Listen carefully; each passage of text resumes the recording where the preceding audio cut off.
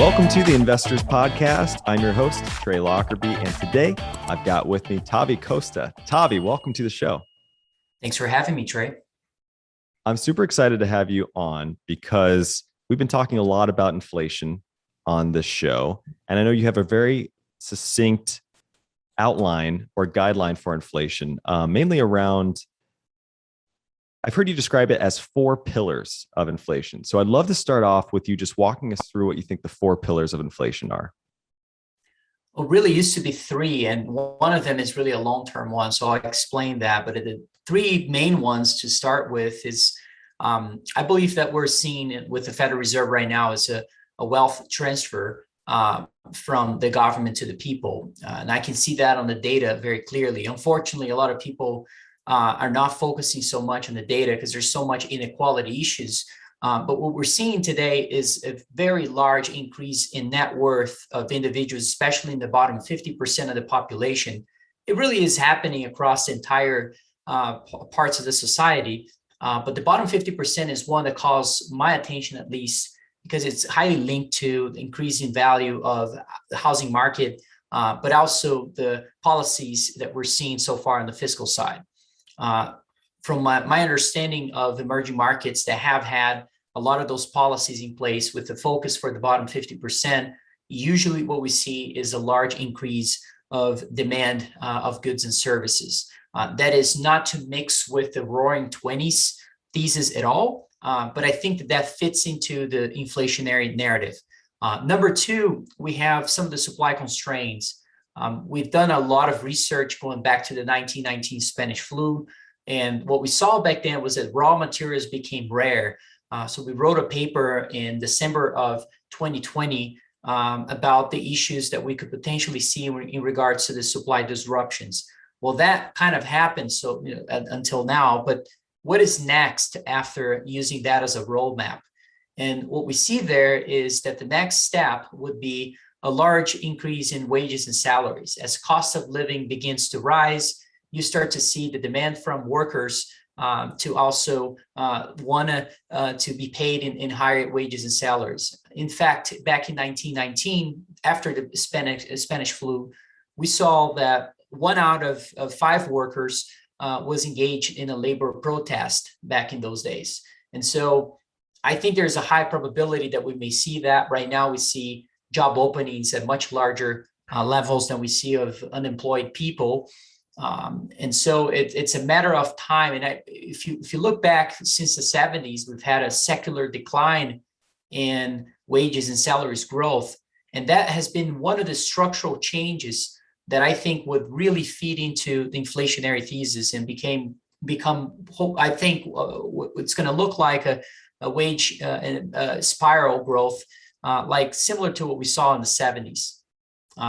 And so that's the second pillar, which is also linked to some other issues in regards to natural resources in terms of the supply side, where a lot of folks are seeing this as the likelihood of things, especially in the logistics side, improving quickly, when I actually am in the other side of that camp, given the fact that we've had a large or long period of time of underinvestments in mining, in exploration of natural resources in the US and globally. And so the third pillar of inflation has to do with the monetary and fiscal policy, and the monetary dilution that we're seeing from central banks in order to allow governments to spend money in terms of fiscal spending. And that goes back to the idea of especially the mandate of the Federal Reserve, where a lot of people focus mostly on the employment picture and inflation stability, where I think it has all to do with the suppression of interest rates and why we're seeing such a need for real rates being negative right now. The Federal Reserve has a mandate, in my opinion, of reducing the cost of capital, given the fact of where we are in regards to the leverage ratios from the government, corporations, and other parts of the economy. And so I think that really feeds into the monetary dilution side of the debasement of fiat currencies that we're seeing, is the third pillar that is so important, and it will likely continue to be the case given the fact that the imbalances, the macro imbalances have not changed at all. since the pandemic or since the global financial crisis have really unfolded back in 08.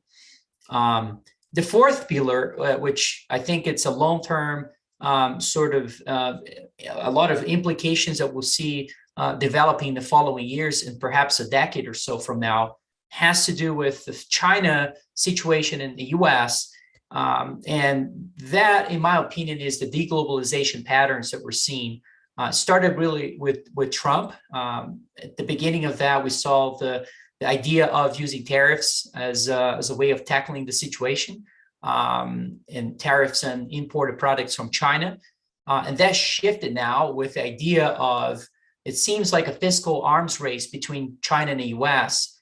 And the idea of a lot of countries, not only the US, is to, instead of using tariffs, is to use fiscal spending domestically to allow companies through subsidies in domestic companies to compete with Chinese companies. And I think this is clearly a pattern that we may see to continue, but it will lead to this transition away from China being the manufacturing plant of the world will be inflationary, in my opinion. Once we move towards automation and some other important technological advancements, I think that will certainly taper down a lot of the inflationary issues that may be created by this deglobalization trend. But I do think that the first reaction of this in the markets would be very inflationary. So this need to move capital away from China, from a fiduciary standpoint to a company standpoint of behavior of of what we see in terms of executives in general of trying to avoid building up manufacturing plants in general in China, I think will have inflationary implications in the long term. So those four pillars are all acting, in my opinion, in a very strong way today. And it's very different with what's being priced in the markets, and it will create a lot of opportunities. This reinforcement of owning tangible assets in a time when any investor is really struggling to find investment alternatives to that yield more than inflationary expectations will force investors to buy tangible assets, in my opinion. And that also feeds into this inflation thesis. So it's a lot to unpack, but in a nutshell, that's sort of what the four pillars of inflation would look like, in my opinion. I want to touch on the cost of goods and wages piece a little bit more. We all have heard that inflation can sometimes beget more inflation, right? Just based on a psychological factor where it can kind of create more of itself. So for example, what I'm kind of curious to understand is as companies increase their cost of goods, then people need to buy those costs of goods. And so therefore they go back and demand higher wages to go afford those costs of goods. But now that the companies are paying higher wages, they have to go back and increase their cost of goods to afford those higher wages and so on. So is there sort of a, I don't know if you'd call it negative or positive feedback loop happening here, but is that something that you kind of watch unfold using some kind of metric? Well, look, I think there's a lot of good things and negative things that will come out of this, like any other economic development. One of them is what you refer to, which is the large focus on margins. What we've seen so far in the last decade or so is this focus on top line growth, where sales have been, the priority to a lot of executives that run companies to really pursue. And with the increase of inflationary forces and cost of capital as a result becoming more expensive, I think will create a need for bottom line improvements. And so the security selection process of investments will have to, in my opinion, shift towards prioritizing margins and improvements in profitability, which is something very different. That's the old school fundamental analysis has been out of favor for so many years. And I think that's about to come back. Going back to your point, it's certainly a psychological shift, inflation, And when the genie is out of the bottle, it's difficult to deal with it for a few years and decades. Some countries have had these issues for decades. The U.S. was lucky back in the 70s of having the capability of raising rates significantly, using monetary policy in its favor to reduce inflationary pressure. But who lived through the 70s knows that it was a very difficult time to reconcile the issues of cost of capital as a whole. I don't think a lot of the companies that exist today in the U.S. In today's environment would actually be able to exist back in the 70s if we have interest rates at the levels that we saw back then. Now, the issue with cost of goods and services, number one, I think it has to do a lot with the problems of skilled labor has been a problem for so many years. And the thing that is mostly attracting me to the natural resources industries and why I'm being so involved with this is the difficulty of finding skilled labor in that sense. There are no geologists. It's hard to find folks that know how to drill, in order to explore commodities as a whole. And so there's clearly a lack not only of investments but also skilled labor to pursue a lot of the usual patterns that we see in the commodity space. And we saw commodities do nothing but go lower and lower from the global financial crisis until really the last quarters, where we saw commodities starting to turn higher. And I think that has a lot to do with the monetary disorder and fiscal disorder that is creating a need for investors to buy those tangible assets. But there is also a supply side of the argument that I think is very compelling. When we look at the amount of labor in general, number of folks working in those industries, we are basically at all-time lows right now of availability of skilled labor in the space. When you look at CapEx, so capital investments in mining and developments of those natural resource projects, we are also seeing very severe declines in depending on the industries. And so it's almost like we've seen a depression in the whole space, meeting these issues with the pandemic now, with the demand shock of the fiscal policies creating a demand that we've never seen before. And we also have the savings rate at extremely elevated levels, creating large demand for goods and services. So there's a lot of things playing into this. And some folks believe this is going to be transitory. I'm definitely on the other side of this because I've seen this many times in other places, not only in the US. And usually when inflation as a psychological development and behavior among the population, it starts to unfold, it's very difficult to move things around. I mean, you're not going to see folks, McDonald's now charging, paying $18 an hour, up to $18 an hour for someone to work for them. Now, that's going to be a difficult pattern to see that reversing anytime soon. And so those patterns tend to reinforce themselves over time. And that is what really creates the long-lasting inflationary forces in the economy as a whole. I think that's happening globally. To a larger extent, I would say the developed economies that haven't really seen that in a long time are starting to experience that in a large way. And what worries me is on the fiscal side and policymaker side is that when you read about the 70s, the 40s, the 1910s, there was a sense of worry about inflation. And I don't see the same fear for those policies to translate into higher prices of goods and services. And so that's for me where really this all ties up together into the supply issue side, the demand side, the four pillars of inflation, but also from a policy making perspective where there's a lack of fear towards what could really all this money printing, call it money printing or expansion of the monetary base, and fiscal policies will translate into. So I'm quite worried about the next few years when it comes to what I think inflation is going to look like. Hope I answer your question. It's not a very easy answer, but I think that's the way I see it. Yeah. Let me ask you this. Do you think there's a lack of fear because they just keep changing the CPI numbers? They can control the definition of inflation more or less. You have this great example of Lyft and Uber in the CPI. Why don't you talk to us about that?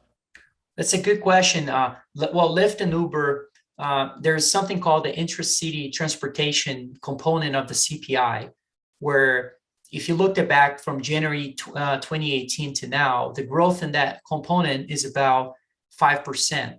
I don't know what state you were in right now, but myself here in Colorado, I can tell you that the growth in services for Uber and Lyft have certainly gone up, at least I would say, 50 to 90% or so, which in that research you're referring to was this research from Yahoo Finance, where they said that Uber and Lyft rides have increased in price by about 90%.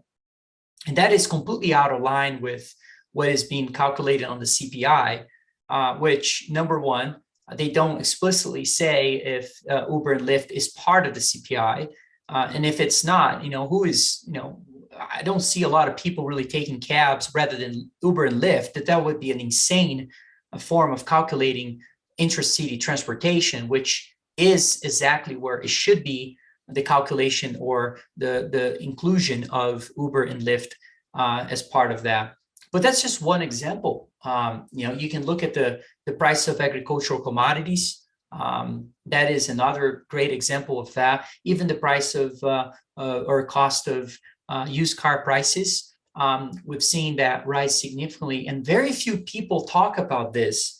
But if you look at the inventories picture, well, what most people will say about the used car prices is that, well, that really happened after the pandemic, and that really was what magnified that trend. But you go back to the 2019 or so, way before the pandemic, inventories were already at all-time lows for used cars. It's kind of interesting idea that we were already seeing those patterns happening prior to the pandemic. Obviously, the pandemic really intensified those supply issues, but there were a lot of those problems already starting to develop in the economy. For whatever the reason is, perhaps some of the issues with the natural resource space, as I've referred to, which it was kind of clear that the demand for electrification in the world was not, there was a miscalculation. There is a miscalculation of the idea of innovating the global economy through electrification and so forth, with the amount of commodities that we have to allow that to occur. So all those are playing into this inflationary trends that we're seeing in the long term. But going back to your question, yes, there's a lot of components, part of the CPI, that are not in line with what we're seeing in regards to the real inflation in the system. I think inflation, from internal calculations, we see at least double digits, low double digits of growth year over year. We can use a lot of examples in the past of times when we had those levels of inflationary forces.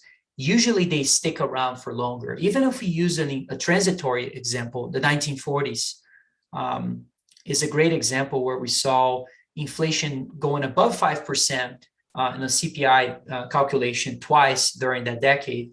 During the two times, inflation stayed above 5% for over 2 years. So do we have an equity market that would justify the current valuations if we have inflation staying at those levels for over 2 years?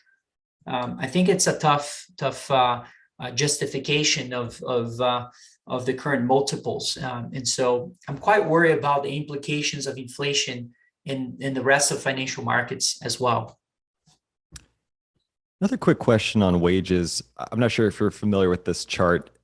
It's basically going back to what you said earlier about the secular decline of wages since the 1970s, but you juxtapose that secular decline with the productivity growth line, right? And the productivity growth of our country has been going up linearly. And I'm curious if you're seeing, I'm curious if you have a theory around potentially the reversion to the mean, so to speak, with wages. Are we seeing wages kind of going to come back in line with that productivity line?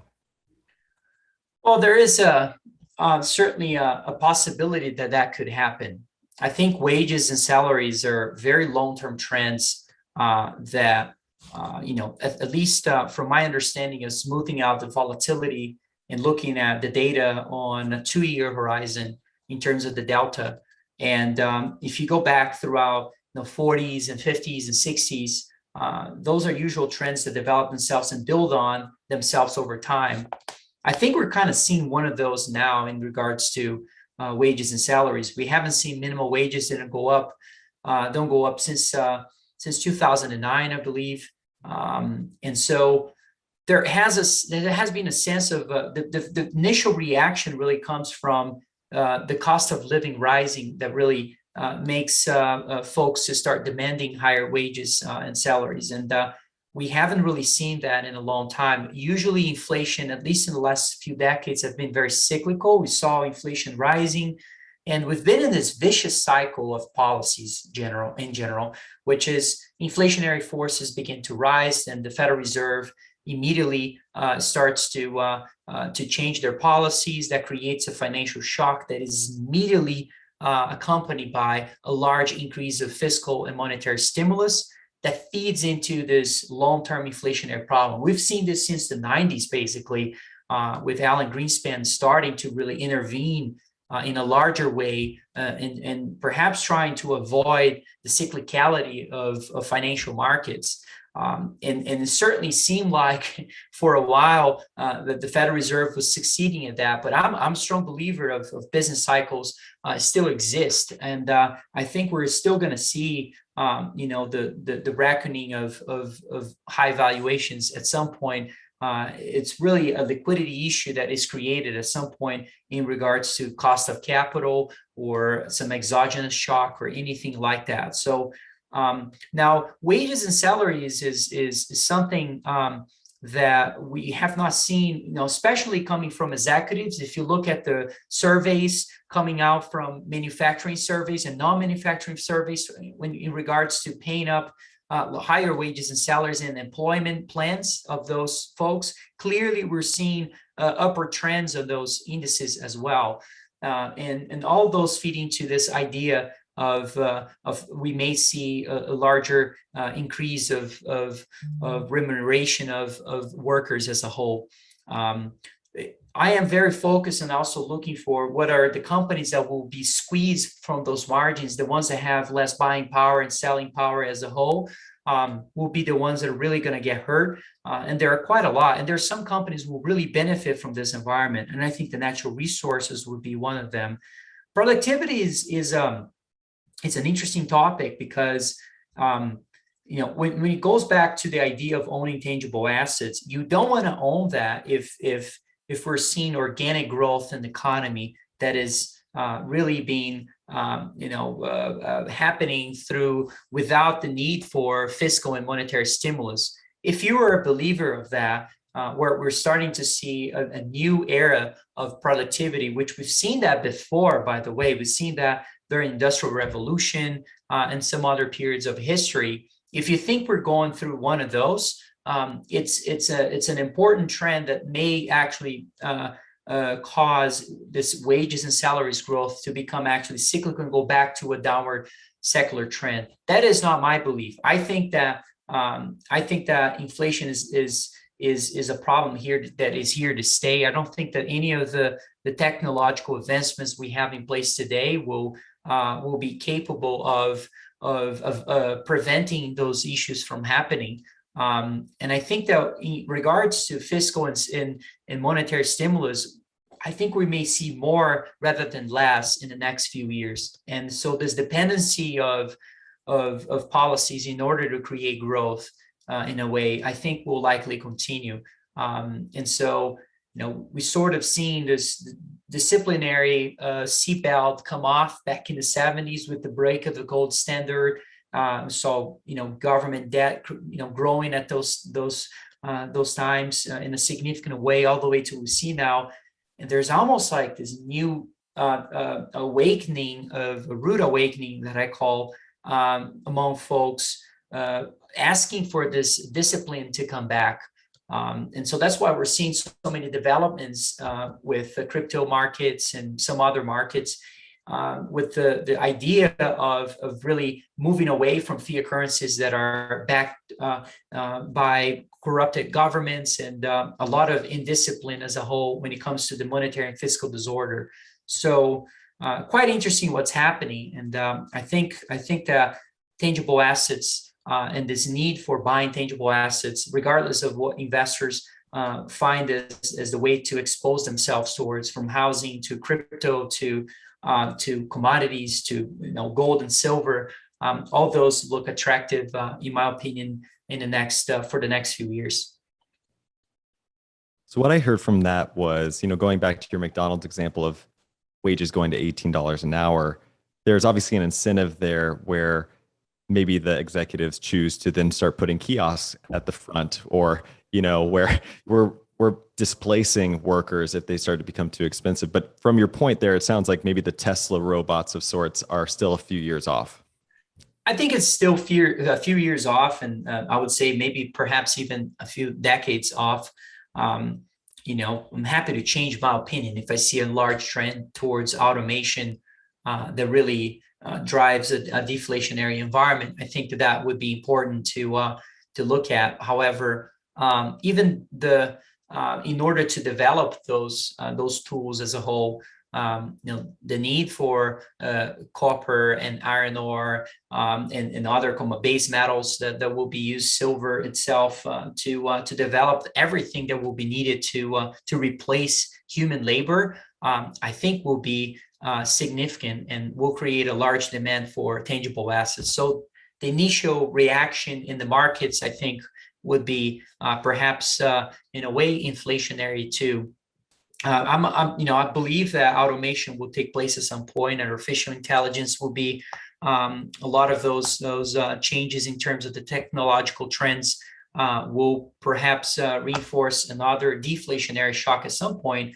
But I think we're years ahead of that, and I really think that when it comes to the problems of a lack of labor, I mean, in not only almost anything, almost any business today, in terms of business models in the U.S., are really in seeking not only high skilled labor, but any type of labor. And I'm not sure, maybe we're going to see some sort of UBI when universal based income sort of trends, once the time being for those robots and some sort of automations that are able to replace human labor. But I think we're so far from that right now. I really think inflation is a trend that is here to stay, and it will build on itself for a few years. And what concerns me is back in the 40s and 70s, certainly there was a sense of acknowledgement from especially fiscal policies would perhaps create inflation. And today, given the fact that we've seen monetary stimulus become a much bigger part of the pie than fiscal, and now we're seeing the shift, there is kind of a lack of acknowledgement from policymakers that will create inflation. The issue with fiscal stimulus is so direct. It's not an issue. It's just the way things work. It's so direct in regards to the bottom 50%, from changes such as the cancellation of student debt. Those are all forms of transfer of wealth. For a person in the bottom 50% to cancel their student debt, that is a big accomplishment for them in regards to not, I wouldn't say accomplishment is not the right word. It's a big shift in regards to what they would be spending in terms of their monthly budget and so forth. And so those are all forms of transfers of wealth that we may see in the future. We saw food stamps going up 27%. That's not transitory. That's going to stay. And obviously that doesn't create the large demand, but those are all examples of large changes in the government with the focus in the bottom 50%. The fiscal agenda is pretty clear to me that there's a lot of fronts here. The Green Revolution is one of them. The peak inequality issue is a large one. The fiscal arms race with China that I was alluding to earlier, and this infrastructure revamp that we're seeing as well. Policymakers are saying all the time that the issue with inflation is the lack of infrastructure. I don't think that that's the issue. I think the issue has to do with the policies that are so misguided that have been creating inflation. Not to say that we don't need infrastructure developments. We do need infrastructure developments in the US, but that's not the root cause of inflation. So Tavi, you have a pinned tweet thread, I should say, about the Federal Reserve and how they are trapped. And it's a great synopsis of the macro environment. There's a lot of points in there that we've touched on the show. I think we share a similar thesis here. But I wanted to highlight a few of the facts you listed there that really stood out to me that I didn't know. For one, foreign investors only bought 5.2% of treasuries issued in 2020. 5.2%. I found that to be surprising. The second point was that US banks now lend more to the government than households and businesses. And maybe that's not as surprising, but just seeing it laid out is something I hadn't thought of. What does your analysis say about the magnitude of qualitative easing that is yet to come? Well, it's a good question because it goes back to this dependency of fiscal stimulus or I should say monetary stimulus to fund fiscal.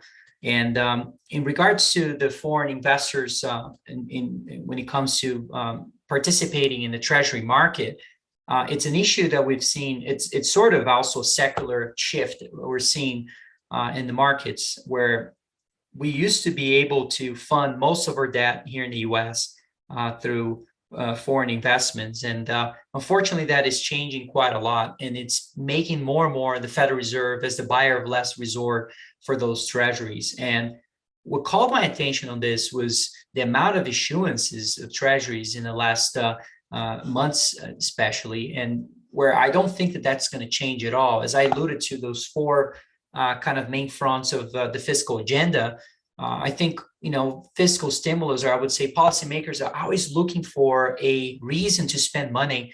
And certainly we have plenty of reasons to spend money in the next few years, like it or not like it. And this issue of running fiscal, or I should say twin deficits of fiscal and current account deficits at double digits, which I think will stay here for a long time. First, we saw fiscal stimulus being very large relative to GDP. Now we're seeing the current account side being very large, meaning the net imports are increasing significantly relative to GDP. So when you add those two together, you have a twin deficit. And the twin deficit relative to GDP is at levels that are highly unsustainable. But at the same time, if they're going to keep doing what they're doing, who is going to be funding all those net issuances of treasuries? And that goes back to the U.S. bank side. I mean, U.S. banks have been back in the 40s used to be a large buyer of treasuries, and certainly that is a trend that is now going back to a situation that we haven't seen in the past, where when it comes to commercial loans and loans in general, I would say from banking from the banks in the U.S. We've never seen such a high level relative to what they've been doing in regards to buying treasuries. So the spread, I think, is very telling for on the idea of how the Federal Reserve is so trapped into continuing to buy treasuries and being the buyer of last resort, but unfortunately feeding into an inflationary problem. So you almost have a situation where, what are they going to pick? Would they allow interest rates to rise and create a reckoning moment for the equity market, where we have valuations reaching all-time highs almost every day relative to fundamentals? The only reason we are able to justify that is because of cost of capital. One main reason for that is interest rates being so low. So by allowing the government to continue to pile on more and more debt and issue more treasuries, would the Federal Reserve let those issuances find a buyer and perhaps would allow interest rates to rise? Or would they be the buyer of last resort and by doing that, feeding to this inflationary problem we've seen so far? I kind of think the inflation is the path of least resistance. And that's why when it comes to building a portfolio of assets, I really think about what are the best hedges of inflation, because I think that's ultimately what the Federal Reserve is going to choose to pursue in the next few years. So when it comes to tapering, comes to tightening, normalizing policies, what's the capability of the Federal Reserve doing that in an environment where we are with record valuations across almost any risky asset, on top of the leverage issue, especially on the government side? And so you're referring to that tweet. I was really trying to, not only look at the data and see the level of issuances, how much were the foreigners or foreign investors really buying. There's also another thing happening here, which is with the need for, and a lot of investors is starting to buy into the tangible assets idea. We're seeing the issue with international reserves by almost every central bank across the globe, where there is a need for improving the quality of those reserves.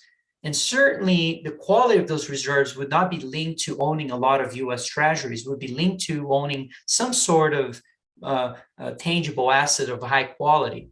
In my view, one of those would be gold. And so I think there is also perhaps a beginning of a trend where you're going to see some countries beginning to buy tangible assets to try to fix some of the issues of fiscal and monetary disorder in their own places. And that improvement of international reserves worldwide, I think, would also create demand for things like gold relative to US treasuries. And so I'm always trying to think on the liquidity side of how this is going to play out. But it's quite concerning to see, this conundrum for the Federal Reserve of having to pick between two destructive outcomes, in my view. One would be a deflationary shock, and the other one would be an inflationary problem that would be, really develop over the years. And I think that the Federal Reserve has, or I would say policymakers have finally figured out that to be more effective when it comes to their policies, a mix of fiscal with monetary is probably the most effective way. I think that trend is going to continue, and we'll continue to see the Federal Reserve being the buyer of last resort for treasuries with the need of suppression of interest rates. And that, for me, is what creates this whole thesis behind buying tangible assets at the end of the day. Well, let's talk about some of those assets because you cover them quite extensively, and I'm really eager to dig in. They're not, I would say, assets we often talk about on the show, primarily because a lot of our listeners, myself included, we come from that Warren Buffett camp of buying real businesses that actually have cash flow producing assets. But I want to talk about them because you're right. There's definitely a case being made for them. Let's start with gold. My biggest question with gold is mainly around, as you kind of put it, it was underperforming since 2008 or so. It had this run up in 2020, right? It had this kind of this hockey stick effect happening. I think when all of the announcements came out about the amount of stimulation that was coming to the market, that fear of inflation, people seemed to flock to it. But ever since then, it's kind of lagged. And I'm kind of curious, the base case or that thesis hasn't changed. Perhaps there's more of an understanding of how much credit is going to be needed. But what is your base case for why gold is sort of lagged after that first run up? It's a question I ask myself all the time because it is a major investment for myself as well. And especially silver that falls into that category too. My best way to answer that question is, number one, we did see a very interesting improvement of gold prices starting really in 2018. 2018 was, in August of 2018 was when we started uprise in prices here, but really started back then and lasted all the way to August 2020. Gold was up about 75%. That is, knowing how the gold market works, that is not usual to see such a large move in gold prices. That is certainly significant. And so was, in my opinion, what was happening was that gold was really signaling the issues that we saw in regards to the fiscal and monetary stimulus being much larger than anybody ever expected. And so I think that's one part of it. The second part of it had to do with nominal rates increasing, even though we saw the break-evens or inflation expectation continue to rise since nominal rates were also rising. We did see a large move in rates that I think, perhaps took away a little bit of the shine from gold. The second thing has to do with the crypto market. I mean, crypto markets have certainly attracted a lot of the capital that would probably flow into precious metals, end up stealing a lot of the show. So we've seen that as well. So there's a lot of reasons behind this. And the other thing is the tapering. If you were trapped, wouldn't you look for any opportunity you had to exit from that position? I mean, I would. And so I think the Federal Reserve is really seeing this position right now as a potential form of exit when it comes to tapering, and seeing how the market is going to react when it comes to perhaps an increase in interest rates from the lack of purchases of treasuries and the lack of demand from investors. Would that create an upward move in interest rates? And so clearly the Federal Reserve is sort of committed to making sure that they are able of tapering, or at least trying to taper. Do I believe that will be sustainable? No, I don't think so. I think there's a high probability that we'll see the Federal Reserve actually returning back to their policies if there's any source of financial shock created by the lack of liquidity in the system, which is kind of crazy to think, given the fact that there has been so much liquidity, and it's so quick to shift that in regards to removing liquidity from, especially from the valuations that we are today.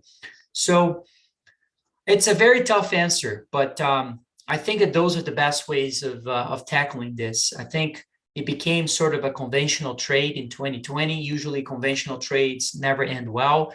And then gold, we saw a sort of a correction since August of 2020. But still, I mean, if you look at gold in 2020, it was up about 25%, which is quite impressive. And it did serve as a capital protection form of asset during that period. This year, we have not seen as much, and I think that has to do also with the growth in the economy. And some investors thinking that perhaps we would be able to leave these issues without the need for monetary and fiscal stimulus, which I think it's a crazy idea. And so it gave, in my opinion, a very good opportunity to be adding to a position, and that's what we've been doing. We've been buying a lot of properties with gold and silver in the ground. That's where you get the most leverage, not from a debt perspective, but from a price leverage perspective, by investing in this market. And so we've been doing a lot of that, looking for the best and highest quality projects worldwide that are economically viable to develop mines and look for places where we can find gold and silver in different parts of the world. You can do that across the whole commodity space. You can do that in the base metal space as well, which I think looks quite attractive given the lack of exploration spending and so forth. But it's gold is now really cheap, not only relative to equity markets, not only relative to the expansion of the monetary base, but also cheaper relative to even commodities. And so something that really calls my attention when it comes to capital allocation and how we should be exposing ourselves for the next few years when it comes to what I think is the need for monetary metals, not only given the issues that we see in regards to policy making as a whole, but also has to do with the macro imbalances that really feed into this demand side of owning an asset that perhaps could capitalize on those issues in a large way. And I think gold and silver are indeed some of those assets. Well, gold obviously gets its value from being scarce. And you mentioned this lack of spending on exploration. And it kind of raises the question for me, and maybe this is an unfair question to pose to you, but I'm curious if you had to hold gold itself or gold miners, say maybe a basket of gold miners over the next 5 years, which one would you choose and why? I didn't understand the question. What type of gold miners you said? I'd like a basket of gold miners. If you're a retail investor, let's say you could either hold gold or you could hold like a gold miner ETF, let's say. What would you prefer? So that's a good question. So there's quite a lot of ways to invest as you become constructive in the metals. You can buy silver, you can buy the royalty companies, you can buy the larger producing businesses, and then you can buy the developers or the explorers. So let's break it down into what are some of, and I'll tell you my opinion about which ones I think are going to perform the best. Usually in a secular bull market for gold, where and I think we started really in 2018 or so. Usually, if you identify, and obviously there's no way to factually identify you are in a secular bull market, but or framework of looking at the macro data makes us believe that we are in a secular bull market for precious metals, and therefore, if you have that view, you want to be buying the things that are usually have a higher leverage to gold prices. They're also riskier. So those are the exploration side of or exploration businesses, the ones that only perhaps have a property, that believe they have gold or silver. Some of them already have, they've been drilling that property to look for those underlying commodities or metals such as gold and silver. And so that's one form of investing. Then you have the royalty businesses are the safest forms of exposing yourself to this whole industry.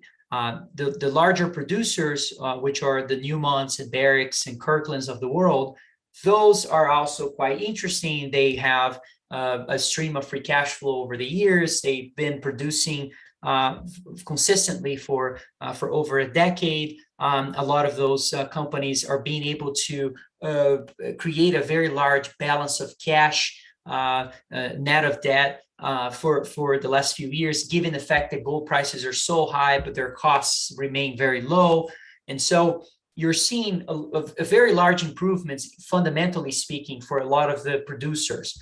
Then you have the developers. The developers are the ones that already know that they have a deposit. They know they have a system, a gold and silver or any other metal underneath the ground. And so what they do is they're trying to develop those mines. They are usually, you're going to see a lot of financially savvy folks navigating those markets. They know very well how much it would cost for them to develop those mines. And so as they get into production, they're going to have some issues back and forth until they get more consistent. So you're paying for that risk. There's no way around that. There's some great deposits out there with incredible development stories, but you're definitely paying for the risk of actually being able to produce those ounces over time in a very consistent way, with very high levels of recoveries and so forth. And then I would say that what attracts me the most is the fact that we're seeing this creation of balance in terms of cash by the major producers, but they have not been buying a lot of exploration assets in order to increase the amount of reserves that they have to produce. So what's happening is when we look at the reserves among the producers is that those reserves have been in a downward trend. They've been depleting those reserves and not replenishing them. And so from my perspective, when I see this, I wanted to own the highest quality projects in the exploration side that can perhaps become not only a high leverage to gold and silver prices on a macro environment that is very favorable for those metals, but also in a place where they can benefit from this buildup of cash in the need for those majors to buy exploration assets. And they're going to be looking for the most economically viable deposits you can find on Earth. And so we build a portfolio of 90 companies in the exploration space. Now, those 90 companies, why do we have so many? because there's an incredible amount of risk in those businesses, and it statistically made sense to us to own a large percentage of those companies that we like. And you would be surprised. The majority of the companies in the gold and silver space are basically sub 200 million market cap. And so we like to own those businesses at very early stages, sub 20 million market cap. We buy a 20%, 10% stake on those companies and help them to develop those deposits going forward with the help of a geologist. His name is Quentin Henney. Now, I think the entire industry is going to be very attractive for the next few years. I think we're going to see the royalties and the major producers do very well. I think we're going to see some new producers coming into play, some companies that have very profitable deposits that will become projects that become company makers for new producers.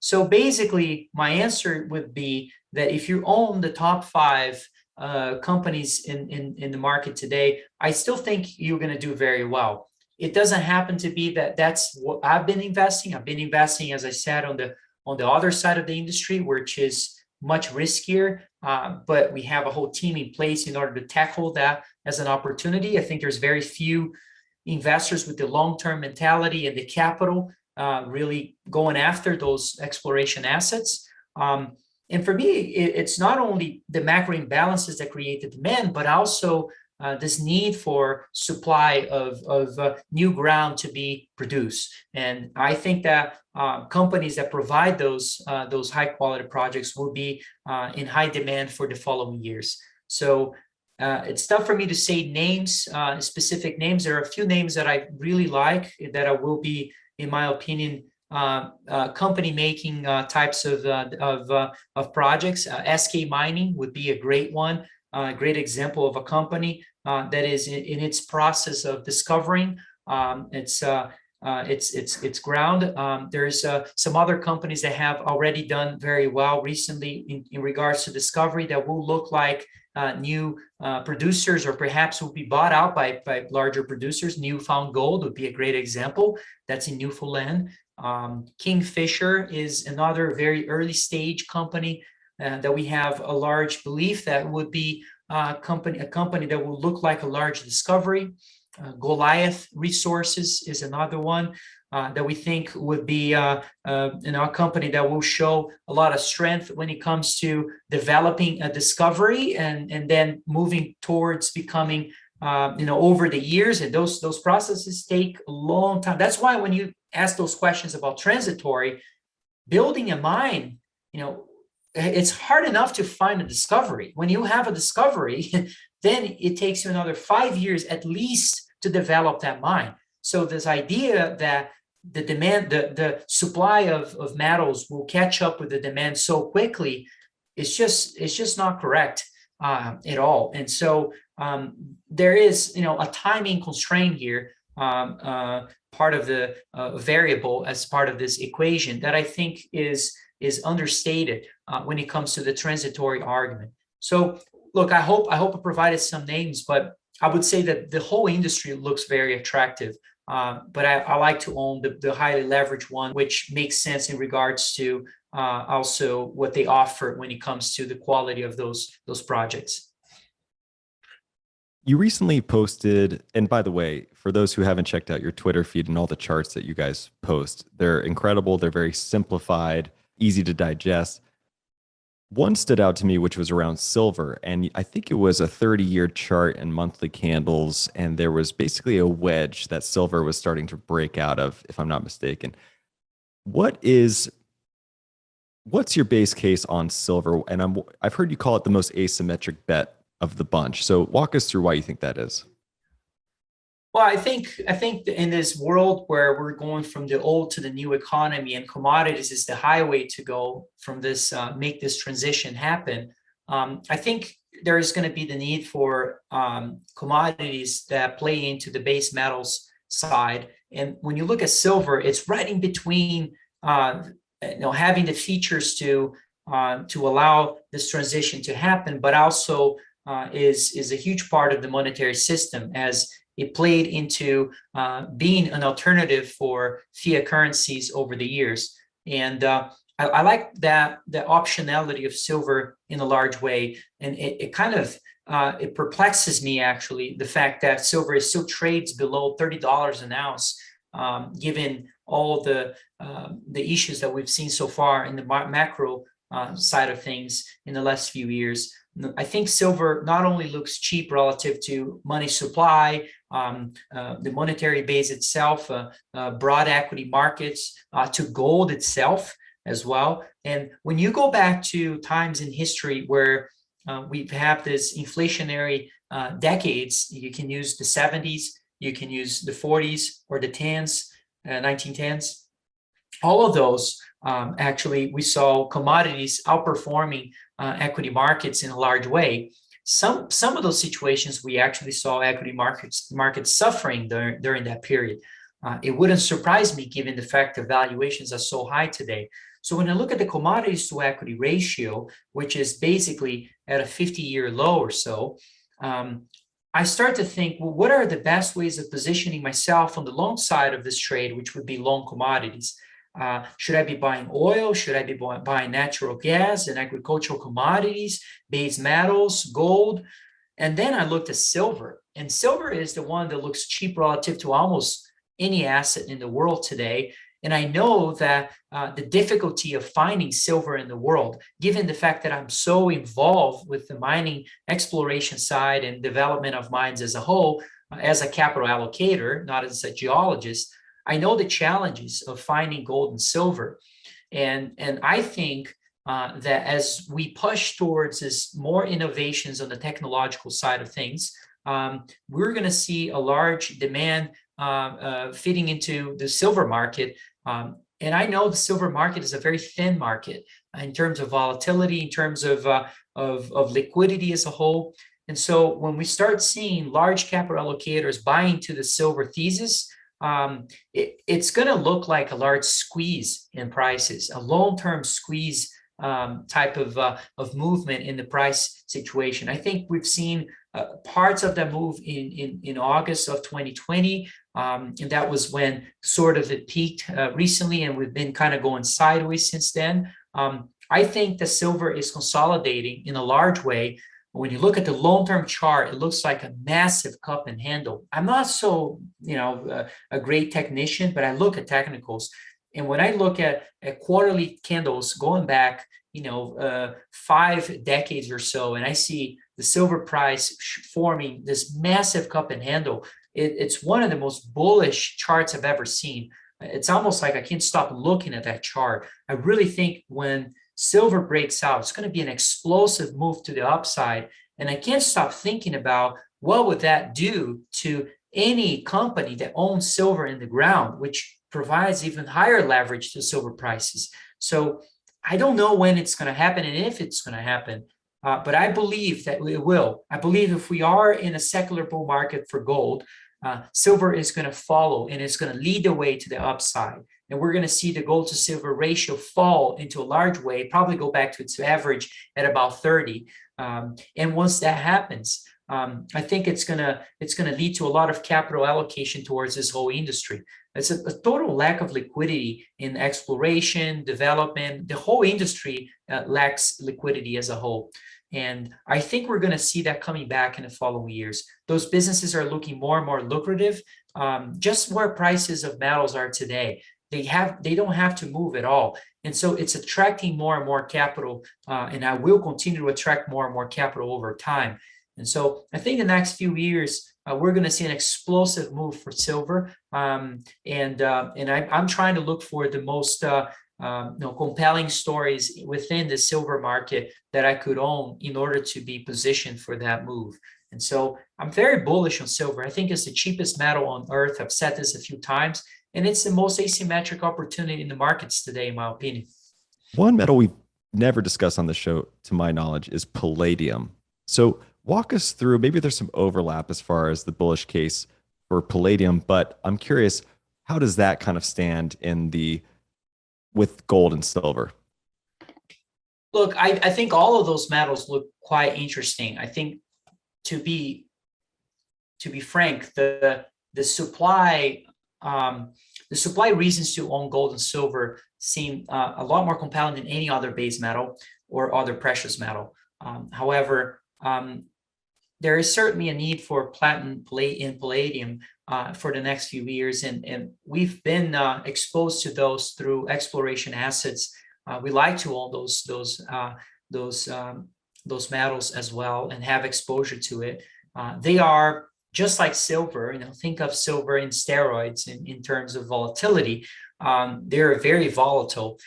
Platinum, for instance, has a much higher, believe it or not, much higher correlation to the oil market than gold and silver, which is kind of interesting when you look at the two charts and overlay those lines over the history of the two assets. But we like to own those as part of this transition from the old to the new economy. We think that supply and demand for almost any commodity worldwide looks very attractive, and the precious metal side and base metals is the ones that call our attention the most.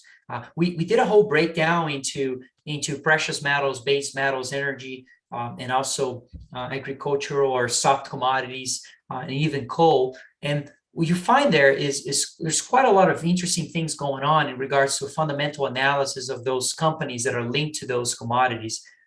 Precious metals is the one that looks not only the cheapest, it looks like there's a significant growth in free cash flow, margins are improving, you're seeing balance sheets improving quite a lot. The actual balance sheet looks very attractive relative to the others. So when you think about precious metals relative to other commodities, today, it looks really attractive.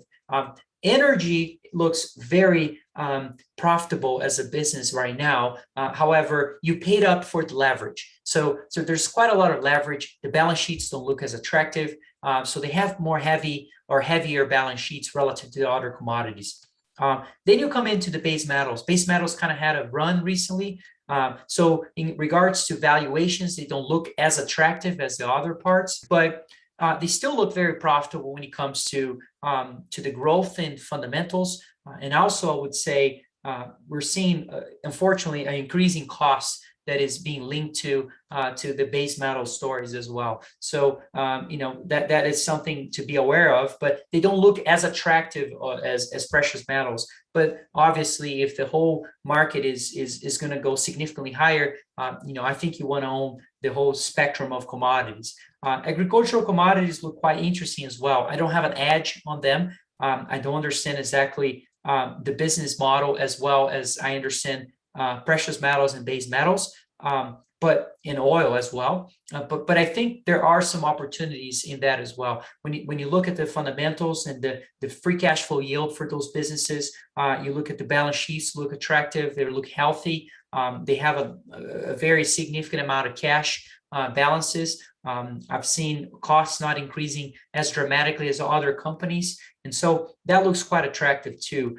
Coal had actually a good run. Some coal-related businesses had a good run recently, but when I look at the fundamental metrics, nothing looks attractive to me in that space. So we have zero allocation towards that. So I think that gives you a big sense of what I think about commodities as a whole. The focus has been precious metals because I think it fits into this two lines of thinking of monetary metal and the shift from the old to the new economy. And I think precious metals serve that purpose very well. So it's quite a lot of ideas that you can explore when it comes to exposing yourself towards tangible assets. But that's the way I view it as capital allocation as of now. We think that precious metals look the most attractive. One question I've been asking a lot of our guests is around what they think the biggest risk to the market currently is. And you touched on China, or you alluded to it earlier, and this risk of coming from the trade balance issues and deglobalization. Is this where you see the biggest risk in the market today? I do. I think it's difficult to think about a liquidity sort of crash where, obviously what we're seeing, if the equity markets drop by about 25 to 30% on any event, you would probably see the Federal Reserve coming in for the rescue with a very large package of stimulus. and probably trying to really suppress the issues in a large way. I think it would have to come from an exogenous shock. And the biggest risk I see to the global economy today is in regards to China. I remember back in the days in even 2014, 2015, when I used to look at China a little more in depth, and we were very concerned about the size of the banking system, given the fact that it's also a closed capital account economy. So what we found today is that the banking assets of China are closer to $50 trillion. It's about 300% of GDP. You know, at what point do you see some real implications in terms of what that could cause in regards to a credit bust and any sort of issue?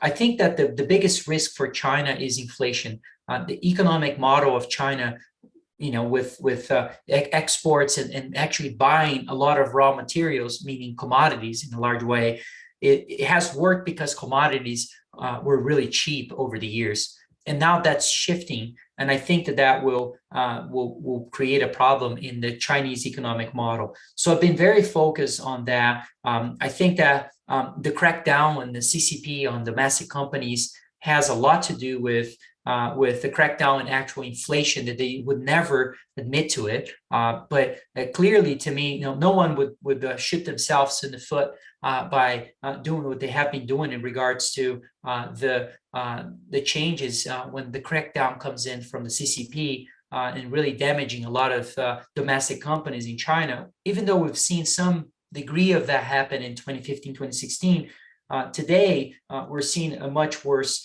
setup when it comes to that. And I think China, you study history of credit bubbles, it's difficult to pinpoint what exactly causes those to burst, but it seems to me that China it has all the recipes for a credit bust.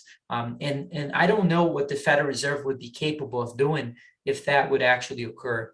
And so I am very concerned about that. I think that you want to build an inflationary at its core when it comes to a portfolio, but looking for deflationary hedges when it comes to those exogenous risks. And one of them, I think, is China. And so what I think about this is I really believe that if that happens in terms of an unfolding of the currency and credit crisis in China, I believe that would feed into also a devaluation or a major devaluation of the Chinese yuan. And usually what we see is that sometimes those credit busts happen with the equity markets falling apart in local currency terms. Sometimes we see the actual currency having issues.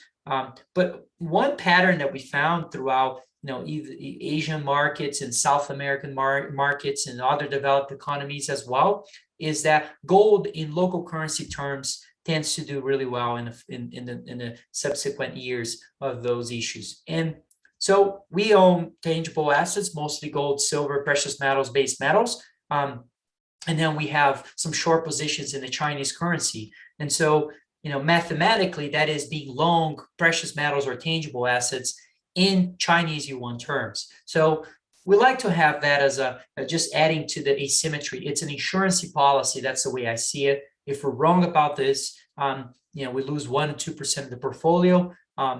While we could certainly make up a whole year of performance if that happens to be the case, where the currency in China happens to devalue significantly as we foresee. So I think that is a significant risk to the market. It is a deflationary risk. I think that devaluation of the yuan would mean deflation to the rest of the global economy. And we've seen so far is that Chinese ADRs started to falter with issues with the US and China. Then we saw domestic shares in China also falling apart. We look at the year-over-year change of that. It tends to lead to issues in emerging markets. So we've had emerging markets starting to have some issues. And that usually, when you look at those changes, the delta of those price movements in Chinese assets tends to lead to deceleration of macro data in the US and other developed economies. So I happen to believe that, if that's going to unfold, that is going to be net negative for the US. And so I am very focused on how do I hedge that from my overall position.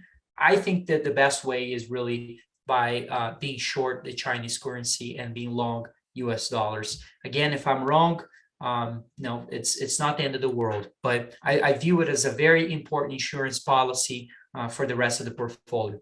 So Tavi, before we let you go, I want to make sure I give you a handoff to Crescat Capital, to your Twitter feed, any other resources you want to share with our audience.